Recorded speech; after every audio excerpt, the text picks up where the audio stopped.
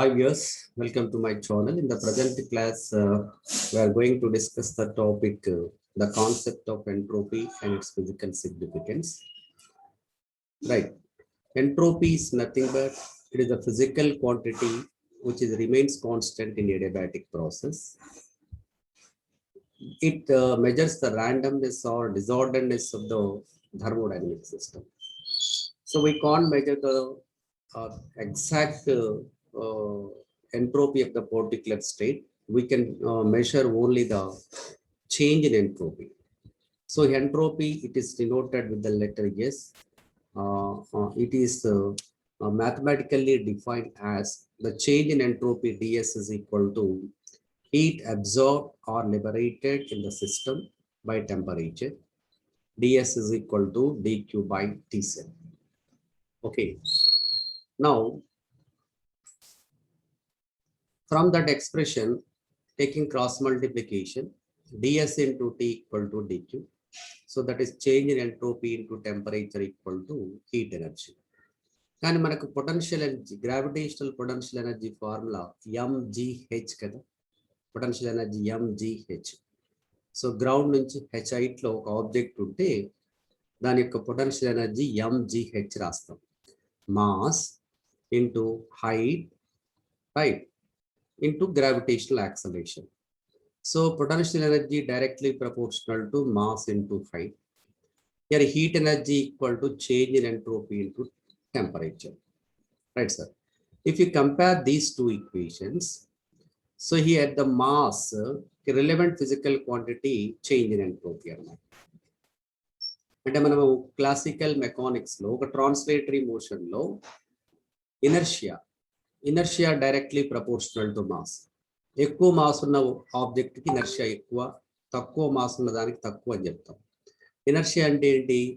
ఒక ఆబ్జెక్ట్ తన స్థితిలో కలిగే మార్పుని వ్యతిరేకించే లక్షణం, తన యొక్క స్టేట్ లో కలిగే మార్పుని అపోజ్ చేసేటువంటి ప్రాపర్టీని ఇనర్షియా అంటారు.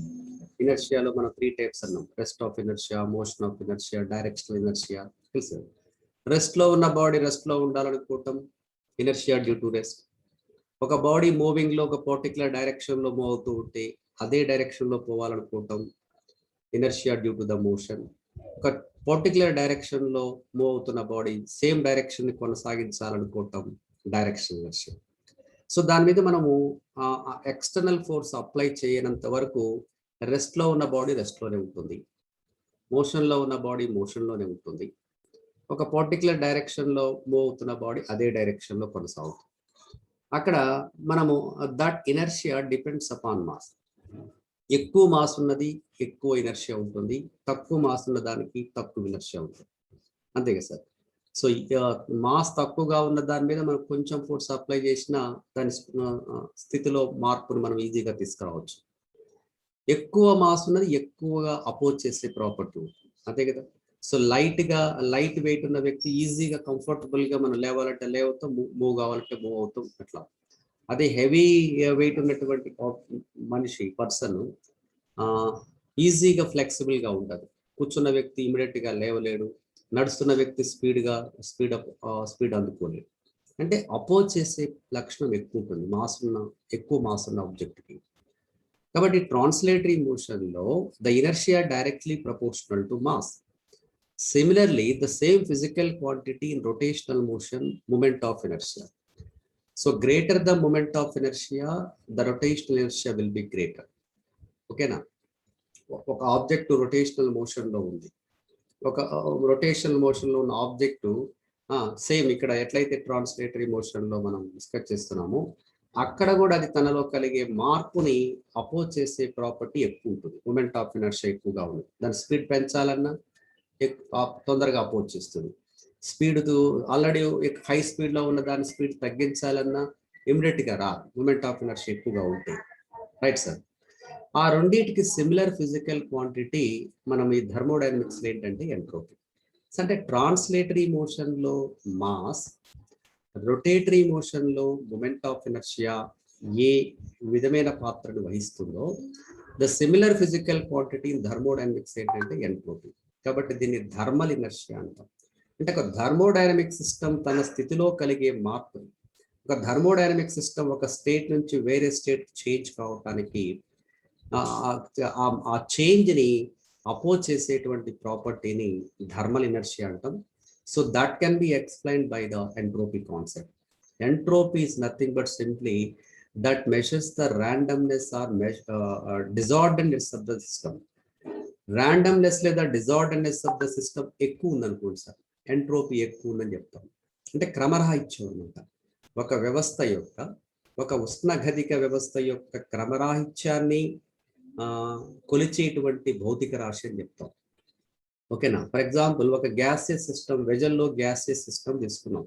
ఇది సిలిండర్ పిస్టన్ ఉన్నటువంటి వెషల్లో మనం ఒక ఐడియల్ గ్యాస్ సిస్టమ్ తీసుకున్నాం. బయట నుంచి మనం హీట్ సప్లై చేసామనుకో. సో వాట్ హ్యాపెన్స్, బయట నుంచి హీట్ అప్లై చేసినప్పుడు గ్యాస్ మాలిక్యూల్ థర్మల్ ఎనర్జీని అక్వైర్ చేస్తాయి.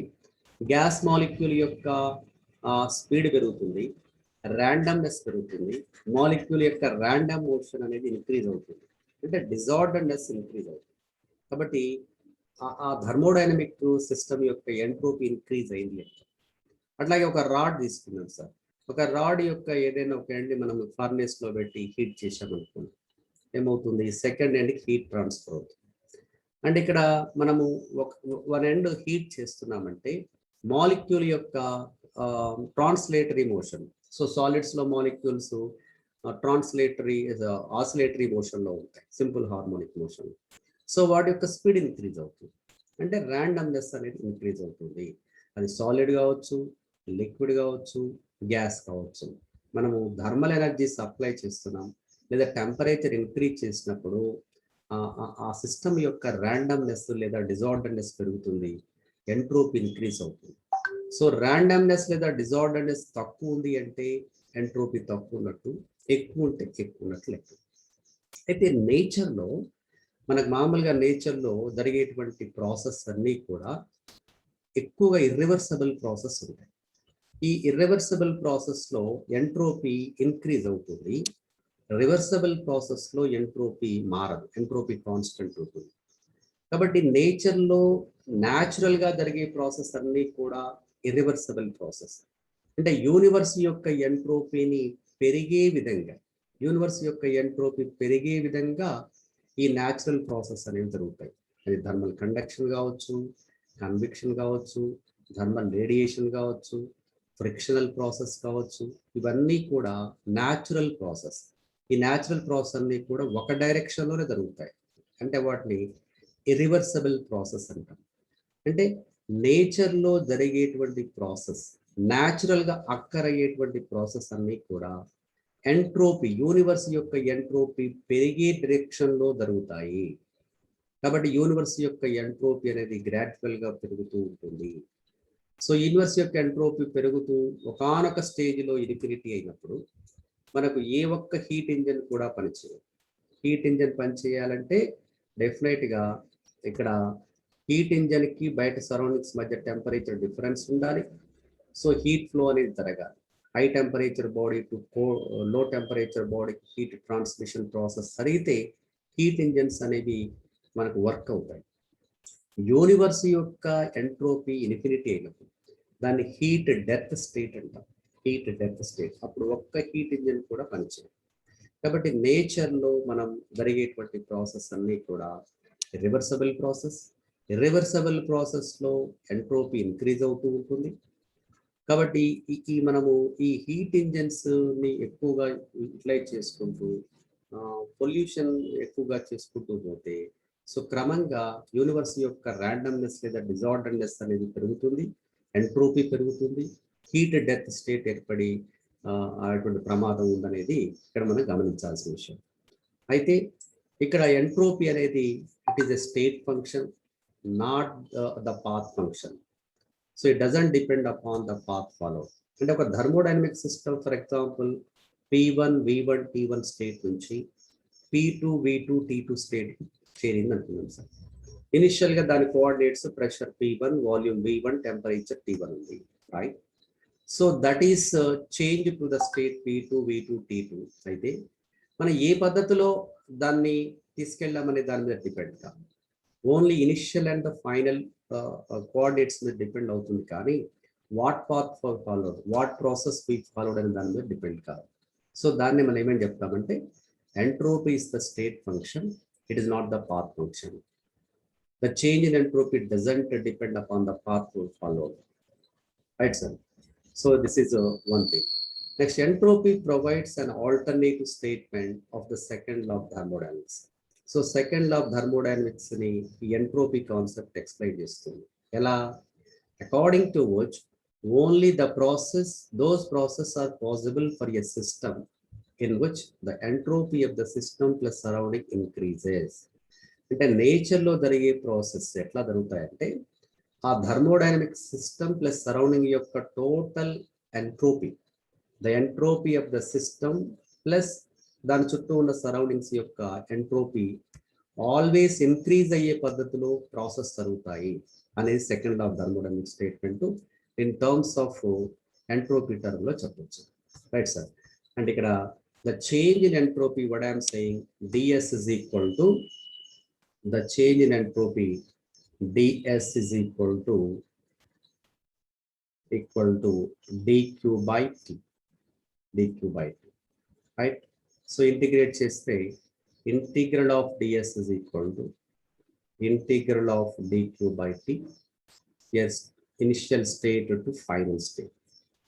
Integral of ds and ds kada, yes, initial state to final state, that is called integral I to f dq by t. So here by putting the limits, upper limit and the lower limit, we'll get sf minus si is equal to integral I2 initial to final state dq by t. So this is the change in entropy of the thermodynamic system. అంటే మనం thermodynamic system యొక్క entropy ఒక particular instant దగ్గర దాని entropy ఎంత అనే దాని గురించి మనం మాట్లాడాలి. థర్మోడైనమిక్ సిస్టమ్ ఒక స్టేట్ నుంచి వేరే స్టేట్ చేంజ్ అయినప్పుడు దాని ఎంట్రోపీలో ఎంత మార్పు వచ్చింది, ఎంట్రోపీలో చేంజ్ ఎంత వచ్చింది అనేదే మాట్లాడతాం. సో ఒక ఐ అనే స్టేట్ నుంచి ఎఫ్ అనే స్టేట్కి ఒక సిస్టమ్ని మనము మార్పుకు లోన్ చేస్తే దాని ఎంట్రోపీలో మార్పు, the change in entropy S final minus S initial equal integral i to f dq by dt. So what are the units? dq is heat energy, SI unit of energy is joule. In the denominator you have the temperature, that is Kelvin, joule per Kelvin. Or practical unit raste heat energy ni calories lo rastamu, calorie per degree centigrade or calorie per degree Kelvin. You can write that unit also. Okay, sir. So what I am saying is entropy is nothing but the physical quantity which remains constant in adiabatic process. ఎందుకు అదే equation తీసుకున్నాం మనం. Change in entropy ds is equal to dq by t కదా, right sir? In adiabatic process what is constant, sir? In adiabatic process heat energy q is constant, am I right? Then change in heat energy dq equal to 0. Substituting that, ds is equal to 0 by t equal to 0, ds equal to 0, then s is equal to constant. Clear, sir? So entropy is constant. అంటే adiabatic process లో entropy of the system constant, entropy doesn't change. కాబట్టి ఈ concept base చేసుకొని మనం ఎంట్రోపీని define చేయొచ్చు. The physical quantity which remains constant in the adiabatic process is called the entropy. So that measures the disorderedness or randomness of the system, that explains the thermal inertia of the system. It is similar to the mass and the moment of inertia like in translatory motion and rotatory motion, right? So greater the entropy, disorderedness will be greater. Lesser the entropy, disorderedness will be lesser. Randomness ఎక్కువ ఉందంటే entropy ఎక్కువ ఉన్నట్టు. మనం for example 0 kelvin తీసుకున్నామా sir? At 0 Kelvin, 0 Kelvin is nothing but what? That is absolute zero temperature, minus 273.15 exact value degree centigrade. At this temperature, the vibrations, the oscillations of all the molecules of all substances collapse అవుతాయి. ఇప్పుడు solids లో కానీ liquids లో కానీ gases ఏదైనా even solids లో కూడా solids లో నీకు యాటమ్స్ లేదా మాలిక్యూల్స్ ఇట్లా వైబ్రేటరీ మోషన్ లో ఉంటాయి. మనం బయటకు విజిబుల్ గా మనకు కనిపించదు. ఈవెన్ సాలిడ్ ఒక రాడ్ లో ఉన్నటువంటి మాలిక్యూల్స్ కూడా వైబ్రేటరీ మోషన్ లో ఉంటాయి. మీరు దాని టెంపరేచర్ డిక్రీజ్ చేసుకుంటూ పోతే 0 కెల్విన్ అంటే -273 డిగ్రీ సెంటిగ్రేడ్ దగ్గర ఈ వైబ్రేషన్స్ అన్ని కూడా కొలాప్స్ అయిపోతాయి. వైబ్రేషన్స్ కొలాప్స్ అయినప్పుడు మరి హీట్ ఫ్లో జరుగుతుందా, హీట్ ట్రాన్స్మిషన్ జరుగుతుందా? మాలిక్యూల్ నుంచి ఒక మాలిక్యూల్ హీట్ ట్రాన్స్మిషన్ జరగదు కదా. సో అన్ని మాలిక్యూల్స్ స్తంభించిపోతాయి. సో ఆల్ మాలిక్యూల్స్ లేదా atoms of that substance collapse అయిపోతున్నాయి. అంటే వైబ్రేషన్స్, ర్యాండమ్నెస్ 0 అయిపోయింది. సో ఆర్డర్నెస్ పెరిగింది అన్నమాట. ఓకేనా? అంటే entropy of the system increase అయిందంటే ఆర్డర్ టు డిజార్డర్ స్టేట్ జరుగుతున్నట్టు. ఒక సిస్టమ్ యొక్క ఎంట్రోపీ డిక్రీజ్ అవుతుందంటే డిజార్డర్ స్టేట్ నుంచి ఆర్డర్నెస్ వస్తున్నట్లు. అట్ 0 కెల్విన్ నీకు కంప్లీట్ గా ర్యాండమ్నెస్ 0 అవుతుంది. కాబట్టి at that temperature, at that absolute 0 temperature, entropy of any substance becomes 0. At what temperature entropy of the substance becomes 0 ante absolute 0 temperature. Okay na? So absolute 0 temperature vagga tappa remaining other temperatures ento konto entropy anedi exist avutundi. Ee entropy anedi substance yokka characteristic property. So different substances ki different entropies exist avutayi. And also that depends on temperature. It is a function of temperature. System system లేదా substance యొక్క temperature మనం right చేస్తూ పోతే molecules యొక్క randomness increase అవుతుంది. కాబట్టి నీకు entropy పెరుగుతుంది. ఓకేనా? So this is the concept of entropy and that physical significance. Right now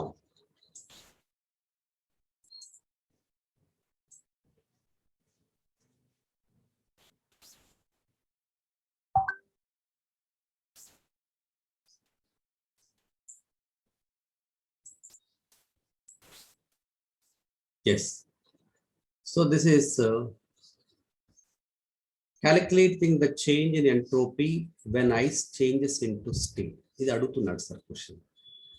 for example let us consider m kilogram of ice at absolute temperature T1 Kelvin, right?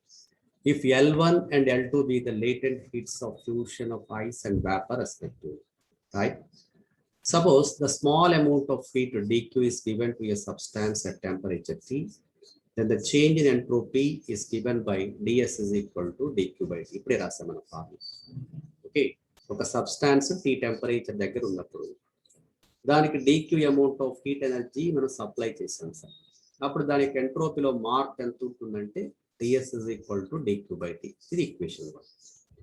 ఇప్పుడు ice steam గా convert అవుతున్నప్పుడు ఇందులో మనకు 3 stages ఉంటాయి. First ice 0 degree centigrade వద్ద ఉంది sir. 0 degree centigrade వద్ద ice water గా కన్వర్ట్ అవుతుంది. ఓకేనా?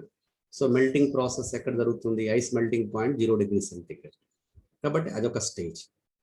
అప్పుడు వాటర్ అట్ 0 డిగ్రీ సెంటిగ్రేడ్ నుంచి 100 డిగ్రీ సెంటిగ్రేడ్ కి టెంపరేచర్ రైజ్ చేయాలి. That is second step. అక్కడ కొంత ఎంట్రోపీలో మార్పు జరుగుతుంది. 100 డిగ్రీ సెంటిగ్రేడ్ వద్ద వాటర్ బాయిల్ అవుతుంది, అంటే స్టీమ్ గా కన్వర్ట్ అవుతుంది. సో ఆ ప్రాసెస్ లో కొంత ఎంట్రోపీలో మార్పు వస్తుంది. ఓకేనా? First ice converting into the water, first step. Water temperature rising from 0 to 100 degree centigrade, second step. There some entropy change takes place. Now the water at 100 degree centigrade converting into the steam. This is the third step. There also some entropy changes occurring, right?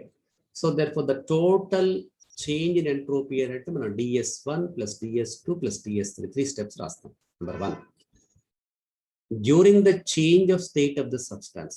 అంటే ఒక పదార్థము స్థితి మార్పు పొందితే అది solid state నుంచి liquid కానీ, liquid state నుంచి వేపర్ స్టేట్ కానీ చేంజ్ అవుతున్నప్పుడు the amount observed by the system the amount absorbed by the substance formula Q equal to ml formula వేయాలి. అంటే dq equal to m into l వేస్తాం.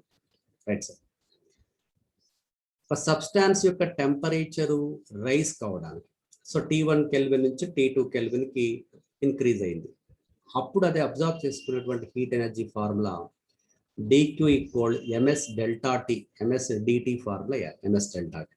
Okay, so దాన్ని ఆ రెండు అంశాలను మీరు మైండ్లో పెట్టుకొని మనము ఇప్పుడు స్టెప్ రాద్దాం సార్.